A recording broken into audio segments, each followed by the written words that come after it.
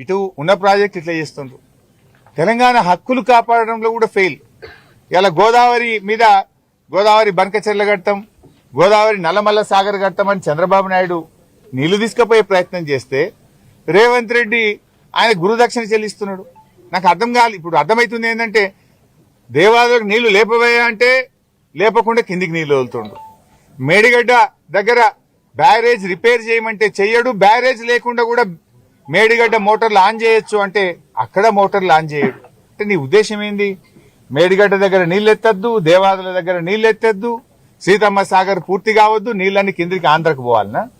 అంటే బాబు గారికి గురుదక్షిణ చెల్లిస్తున్నావా? ఇవాళ నువ్వు ఫెయిల్ అయిపోయినావు. గోదావరి నల్లమల్ల సాగర్ ప్రాజెక్టు ఆపడంలో, గోదావరి నదిలో తెలంగాణ హక్కులు కాపాడడంలో రేవంత్ రెడ్డి ప్రభుత్వం అట్టర్ ఫ్లాప్ అయిపోయింది.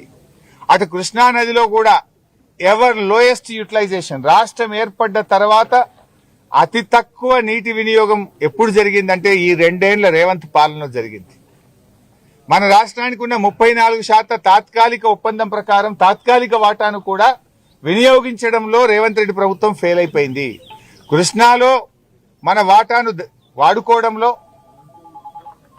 ఆంధ్రప్రదేశ్ ఆగడాలను అరికట్టడంలో, అక్రమంగా కృష్ణానది నీళ్లను ఆంధ్రప్రదేశ్ తరలిస్తుంటే దాన్ని ఆపడంలో ఫెయిల్ అయిపోయినరు. తెలంగాణ నీటి వినియోగం చేయడంలో కూడా ఫెయిల్ అయిపోయినరు. గోదావరిలో బనకచెర్లను ఆపలేరు.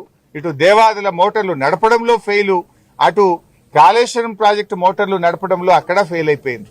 మీరు కొత్తగా నిర్మించిందేమి లేదు కానీ ఉన్న ప్రాజెక్టుల నిర్వహణలో కాంగ్రెస్ ప్రభుత్వం ఫెయిల్ అవుతా ఉంది. కృష్ణా గోదావరి నదుల్లో తెలంగాణ వాటాను కాపాడడంలో కూడా ఇవాళ కాంగ్రెస్ ప్రభుత్వం ఫెయిల్ అవుతా ఉంది.